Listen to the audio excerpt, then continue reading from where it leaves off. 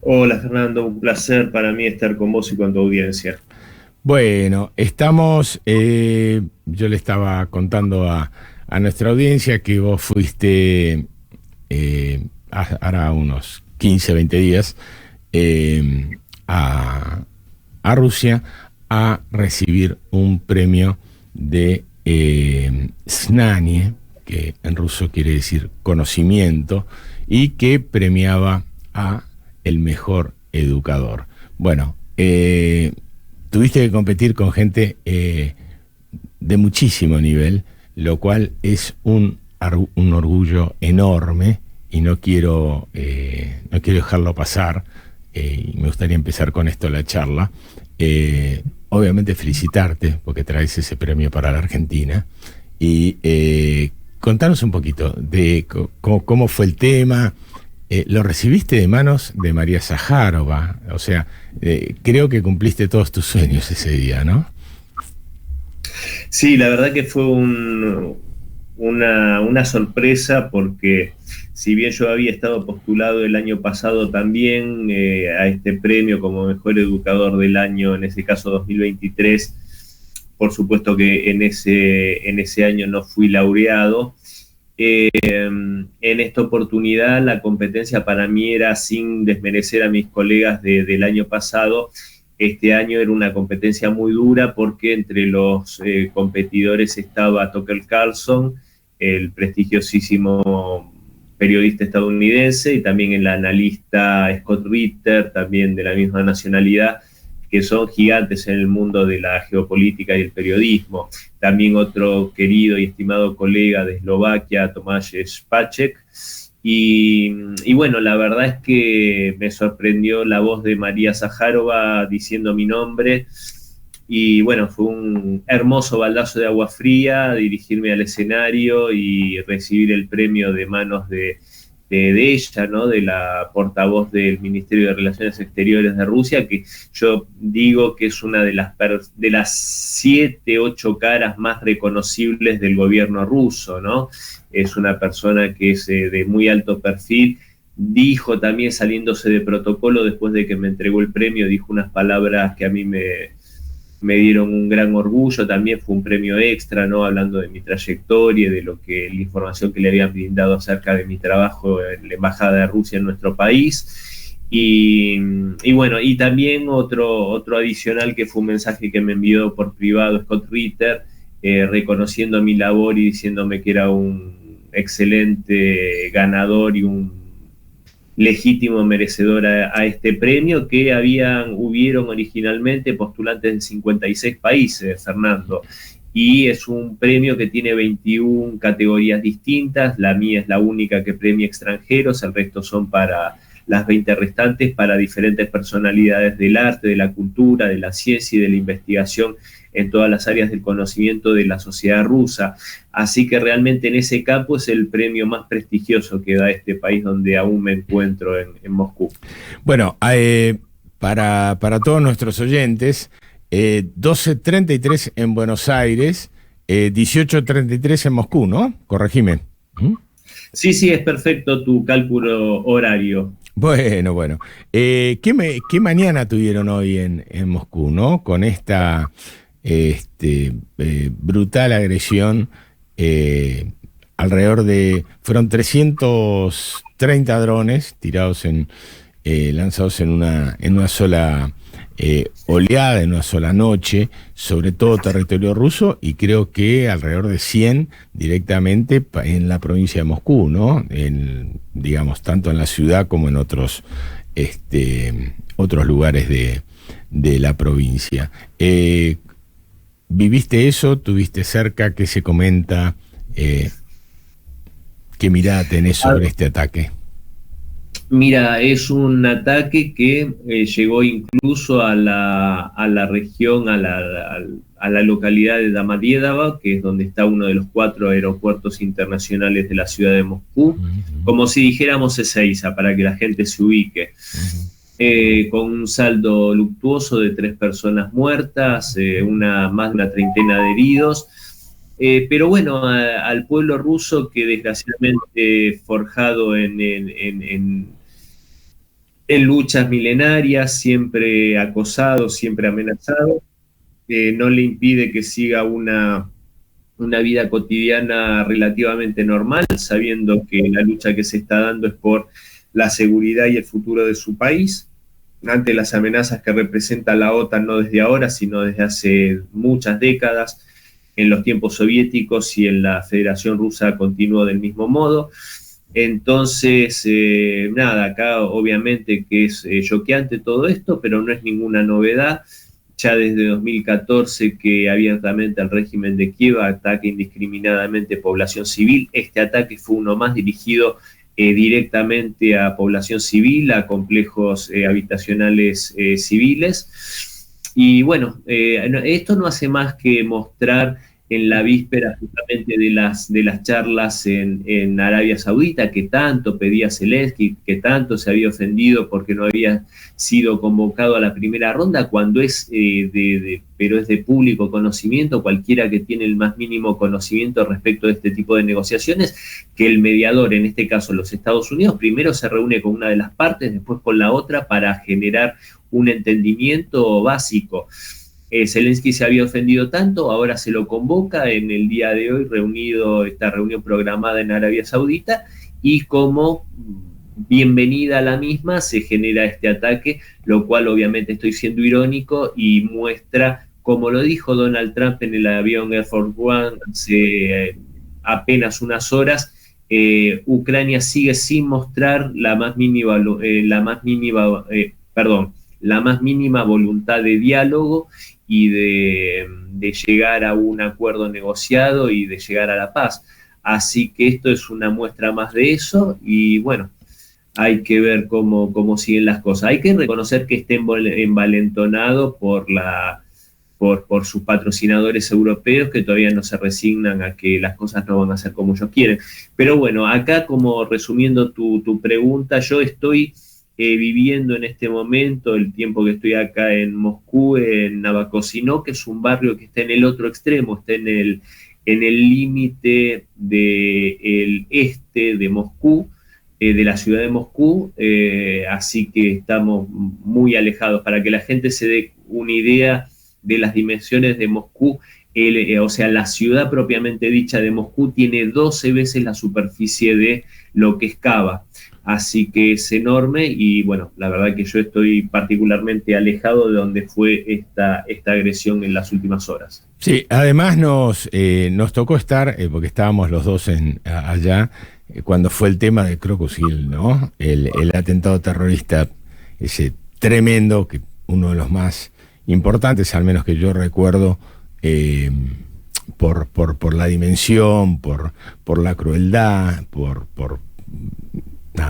muchísimas cosas, y que también fue realmente muy, muy cerca, en las afueras de Moscú, ¿no? Pero en las afueras es como decir acá en Avellaneda o una cosa que de alguna manera tocó muy de cerca a la sociedad moscovita. Decime una cosa, ¿tenés, ya hay en Moscú alguna novedad de qué es lo que pasó justamente en la reunión a la que hacías referencia entre funcionarios ucranianos y el secretario de Estado y el secretario de Defensa, Marco Rubio y Waltz en Arabia? ¿O todavía no ha llegado información a Moscú tampoco?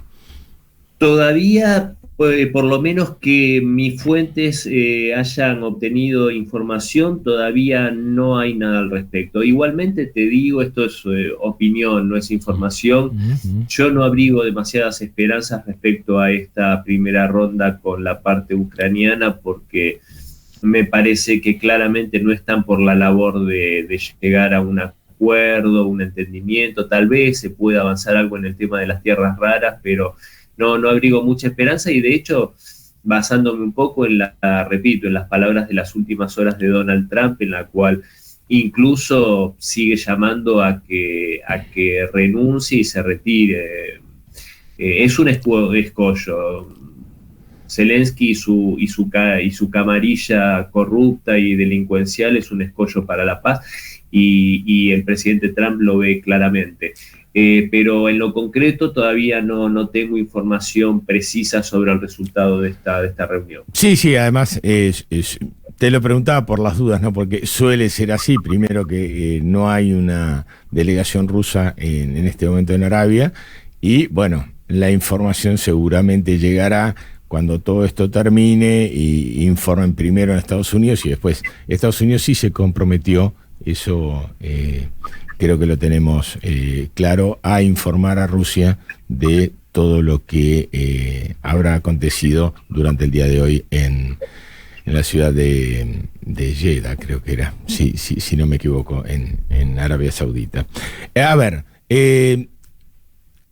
dentro de la competencia de Snanie, tuviste, bueno, fuiste ganador, entre otros, como bien lo dijiste, sobre quizá la mayor estrella del periodismo americano, que es el ex presentador de Fox, Tucker Carlson, y justamente él fue noticia hoy porque definitivamente dijo algo muy claramente, o sea, Estados Unidos perdió la guerra. Las declaraciones de Carlson fueron mortales. Y no solo la perdió Estados Unidos, la perdió la OTAN. Es bastante normal,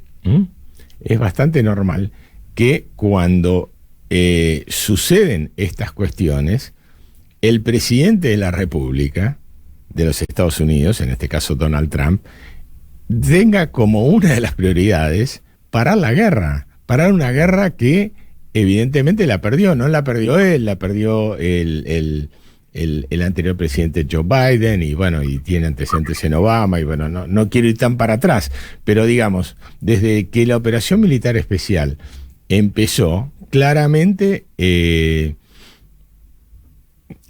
han quedado en una posición de, él habló de debilidad. Tenemos que reconocer que Estados Unidos hoy no es quien puede imponer militarmente, que no puede someter militarmente al mundo, porque no tenemos con qué. Lo intentamos en Ucrania y nos fue mal, y nos juntamos con la OTAN, ya no solo los Estados Unidos, y también nos fue mal.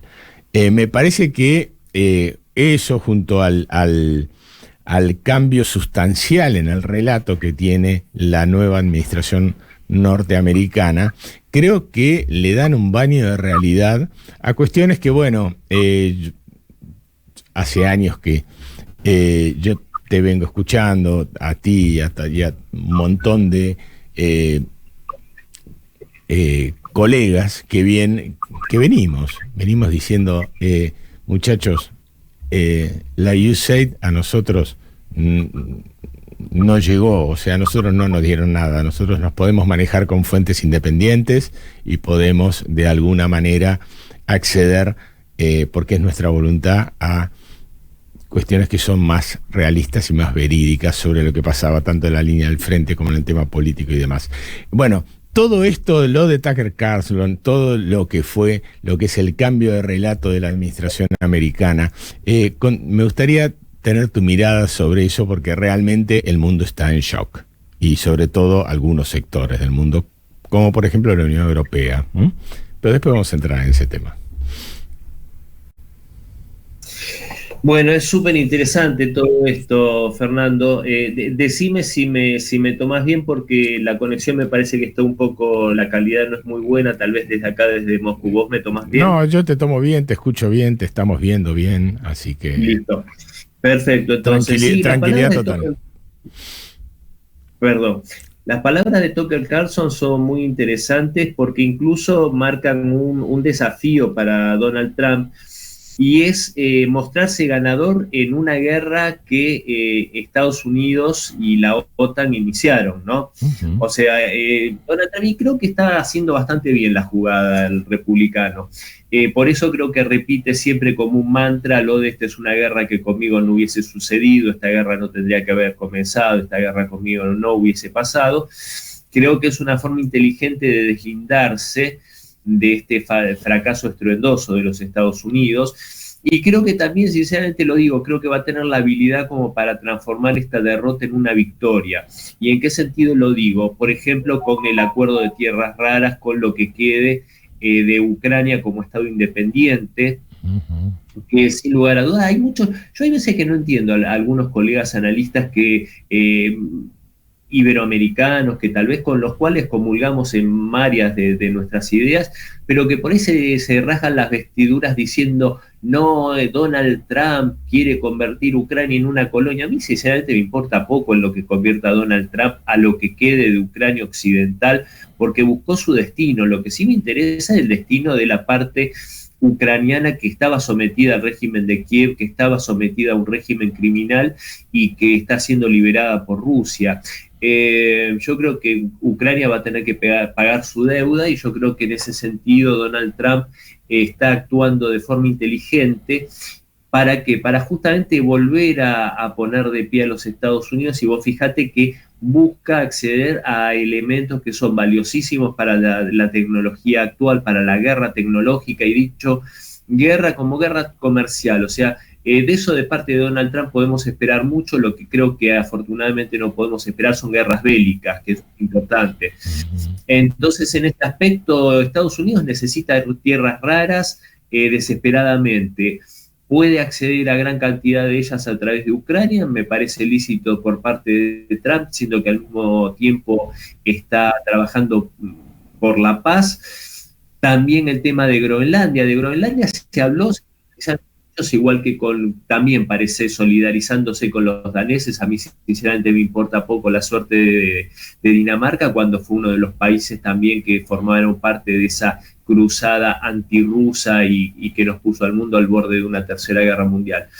Yo creo que con Groenlandia habla muy en serio. Hoy volvió en estas últimas horas, ayer volvió a tener unas declaraciones enfocadas con Groenlandia. Yo creo que eso hay que tomarlo muy en serio. Yo no descarto para nada que Groenlandia pase a formar parte de los Estados Unidos en los próximos meses o tal vez un par de años. Y eso todo, por supuesto, está por la labor de hacer, como dice su eslogan, hacer grande Estados Unidos de nuevo. En el ámbito militar, los Estados Unidos han decaído muchísimo y es una... Vos fijate que los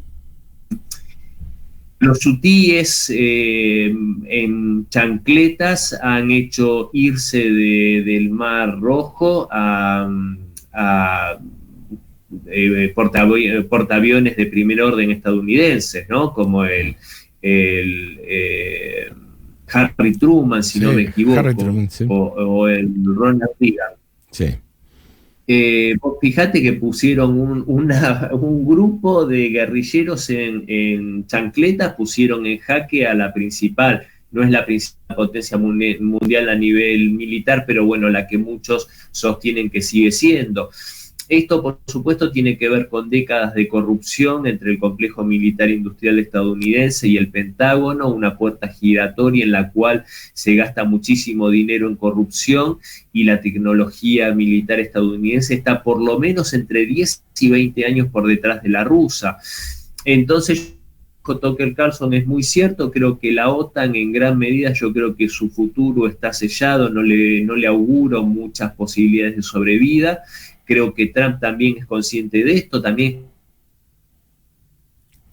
presupuesto militar del mundo tan solo para tener apostadas bases militares en todo el mundo, especialmente en Europa, para cubrir la seguridad del viejo continente, hipotecando el bienestar de los ciudadanos norteamericanos. Yo creo que el paradigma y la visión de Trump es diametralmente opuesta.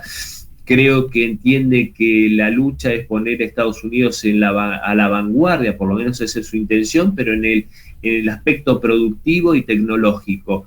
Y el aspecto militar yo creo que va a ser un aspecto tan importante como lo es para Rusia en el aspecto defensivo. Esto es yo lo que por lo menos vislumbro, lo dije hace un par de minutos. Yo creo que de Trump se pueden esperar guerras comerciales, guerras tecnológicas, o sea, el tipo va a ir como un negociador y va a ir con el cuchillo entre los dientes para obtener lo mejor para... Yo siempre digo, a Trump no lo imagine como un político, es un empresario, y en este momento su empresa es los Estados Unidos, y va a buscar lo mejor para para sus intereses, pero alejado de la lógica guerrerista. Lo único que yo creo que Trump va a tener que trabajar muy duro, primero, estos 2 primeros años, en función de que tiene mayoría en ambas cámaras y una Corte Suprema favorable. Va a tener que hacer los cambios profundos en estos 2 años, y creo que va a tener que, yo creo que es vital el hecho del cambio, que ya lo han hablado un representante republicano por Tennessee, el hecho de modificar la 22ª enmienda. Yo creo que es vital para el proyecto de Trump poder tener un tercer mandato y garantizar que Vance, que va a ser el natural sucesor de Trump, pueda tener también 3 mandatos, tiempo mínimo durante el cual se puede hacer un cambio profundo. Si no, esto va a ser un cambio efímero, y las élites van a volver a tener el poder en los Estados Unidos, y por supuesto a querer de vuelta jugar al dominio a nivel mundial, como lo hicieron con Biden ya en un mundo unipolar decadente. Cristian, hace 60 días era absolutamente impensable que los Estados Unidos de América y la Federación de Rusia tuvieran ni siquiera, o sea, tenían las relaciones absolutamente congeladas, producto de las sanciones que aplicara Estados Unidos sobre Rusia, y que Rusia simétricamente lo hiciera sobre Estados Unidos. La cuestión es que tras la conversación entre ambos presidentes y la reunión en Riad entre las 2 delegaciones de altísimo nivel, las dos, la Rusia encabezada por Sergei Lavrov y por Dmitriev, que es un personaje absolutamente clave en esta negociación,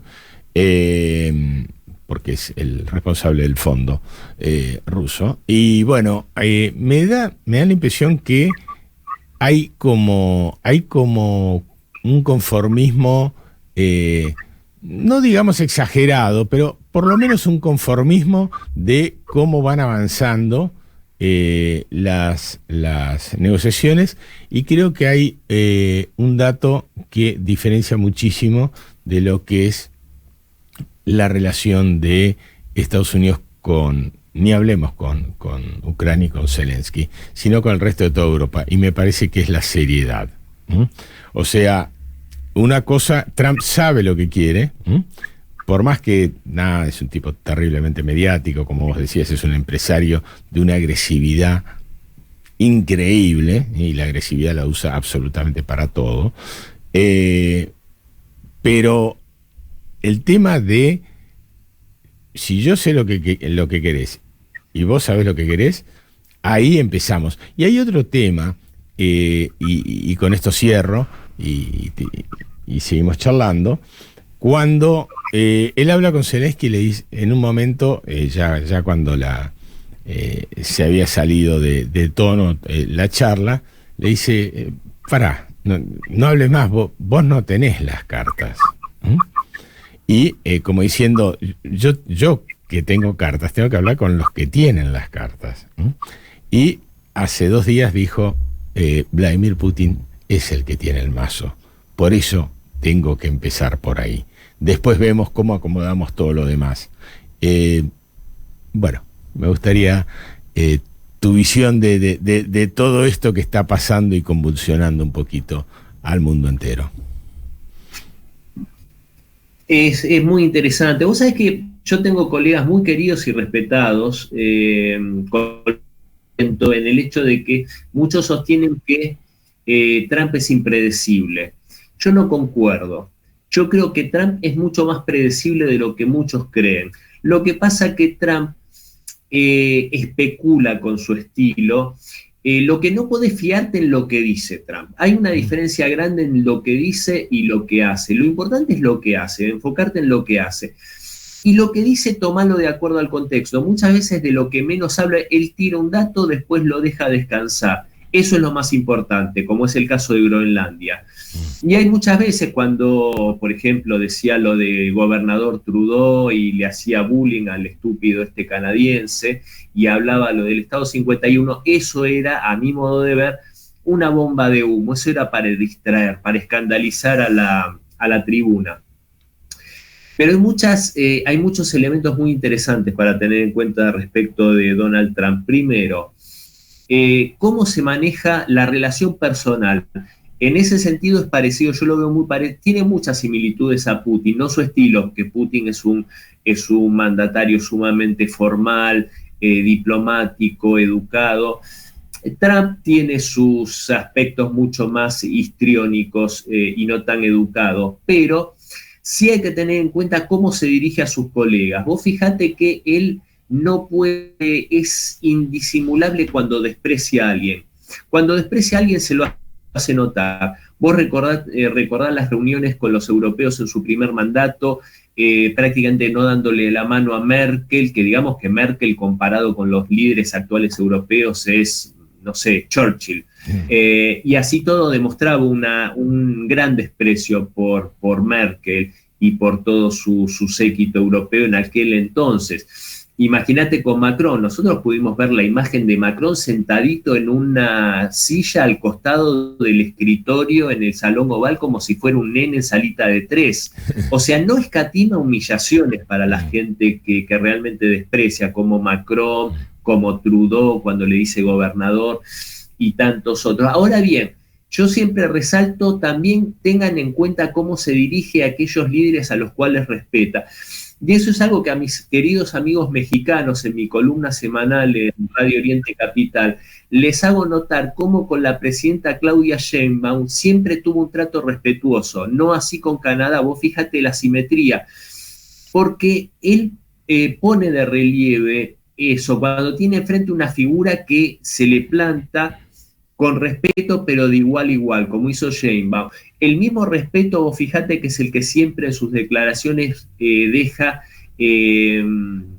ver respecto a Vladimir Putin, por ejemplo. Él siempre dice, tuvimos una gran relación, tenemos una gran relación, lo conozco mucho, siempre mutuamente. Putin ha dicho que era un valiente, Trump, como después del atentado, cómo se puso de pie y cómo arengó al público, demostrando su carácter y su patriotismo.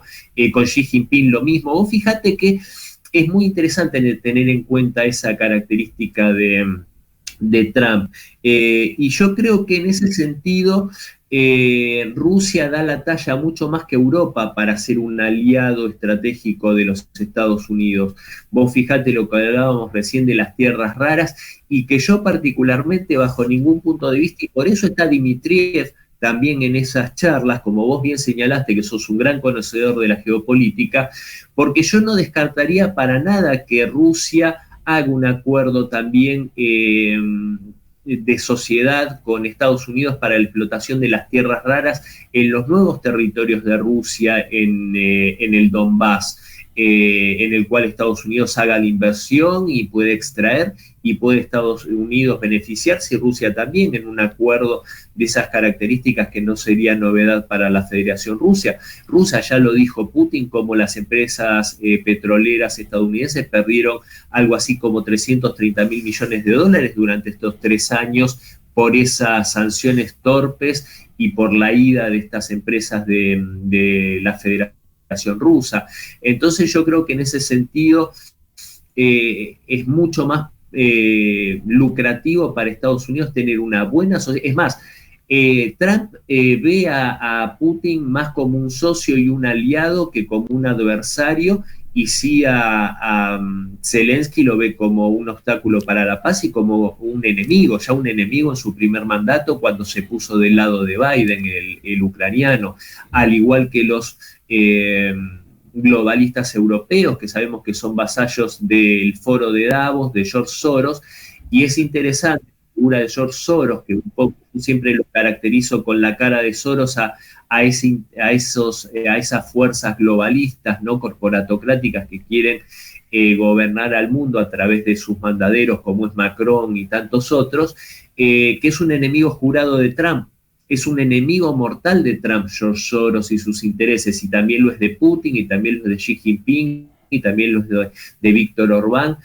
Entonces acá la confrontación, por supuesto, que es entre líderes soberanistas, y este globalismo corporatocrático. Entonces, en ese sentido, por supuesto que Estados Unidos y el proyecto Trump no tiene sino enemigos en Europa, salvo casos como Orbán, por supuesto, como Robert Fico. Bueno, seguramente lo sería si no fuese proscripto por estas fuerzas antidemocráticas en Rumania, lo sería Georgescu, pero yo creo que Europa va a ir, las poblaciones europeas van a ir virando en su preferencia y así podrá Europa también sumarse a un tren de trabajo próspero que yo vislumbro en una sociedad entre Estados Unidos y Rusia. Y con esto cierro, Fernando, que no sería la primera vez, porque yo no me canso de decirlo, a mediados del siglo XIX, el Imperio Ruso y los Estados Unidos, esos Estados Unidos que eran una incipiente potencia industrial, fueron muy buenos amigos, fueron socios, fueron aliados, y fue la Federación Rusa la que ayudó al presidente Abraham Lincoln a vencer en la guerra de secesión justamente a los confederados, que eran apoyados por Francia y por el Reino Unido, que buscaban ni más ni menos que el divide y reinarás, y sacarse del medio a esa incipiente potencia industrial que iba a ser un competidor, por supuesto, a la postre del Reino Unido. Y también fueron grandes amigos y aliados nuevamente durante la Segunda Guerra Mundial, el gobierno de Franklin Roosevelt con el camarada Joseph Stalin, la Unión Soviética, y se forjó realmente un vínculo de verdadera amistad y lucha fraterna entre los dos países. Lástima que desgraciadamente la salud quebrantada de Roosevelt no permitió que concluyese su cuarto mandato y accedió a la presidencia de ese ser infame que fue Harry Truman, y nació esa Guerra Fría que fue tan lamentable para toda la humanidad. Pero si no, la amistad entre los Estados Unidos y Rusia es algo natural, mucho más natural que la amistad entre Estados Unidos y el Reino Unido, con quien sí tuvo varias guerras declaradas, y no así, más allá de la Guerra Fría, que no fue una guerra declarada, con Rusia nunca tuvo una confrontación bélica abierta a los Estados Unidos.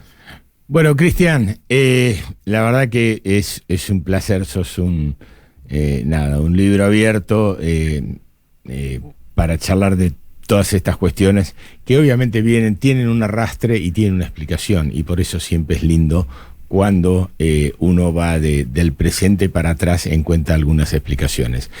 Para la próxima, que ya nos vamos a comunicar, semana que viene, ya veremos, dentro de tus posibilidades y las nuestras, dejo dos temas. El delirio de Macron de las armas nucleares, con 250 armas nucleares y encima de que las quiere, está totalmente chapita. Me parece que no se puede ser tan poco serio cuando tenés 11.000 ojivas entre los tipos que te están cuestionando. Y el paraíso de las democracias liberales de repente empieza a tener manchas groseras, lo dijiste vos hace un ratito, con el tema de Georgescu en Rumania. O sea, si al que no piensa como yo, no puede ganar las elecciones, o no se puede ni presentar porque no lo dejo, y después venís a criticar a países que sí tienen elecciones libres, por ejemplo, la Federación de Rusia, que la tuvo en marzo del 2024, y la ganó con el 87% de los votos. Cristian, felicitaciones nuevamente por el premio de Snanie, realmente un orgullo para Argentina, y bueno, ya volveremos a seguir este tema que es apasionante para todos nosotros, que nos gusta todo lo geopolítico, y que realmente tratamos de que el mundo llegue a una faz de convivencia un poquito mejor a la que venía llevando hasta ahora. Te mando un fuerte abrazo desde aquí, ¿sí? Un abrazo grande desde Moscú para vos, para toda tu audiencia. Dos temazos los que planteaste para nuestro próximo encuentro. Así que va a ser un placer, como siempre. Para mí es un placer charlar con vos, y así que bueno, cuando quieras estoy acá a disposición. Bueno, un abrazo grande. No te digo buen regreso porque sé que te quedas un rato más en aquellas tierras. Fuerte abrazo, ¿sí? Abrazo grande. Bueno, 13 horas, 3 minutos en toda la República Argentina. Hasta acá llegamos con Noticias Urbanas. Venimos un poquito pasados, pero bueno, creo que amerita va a tener esta visión desde Moscú de un tema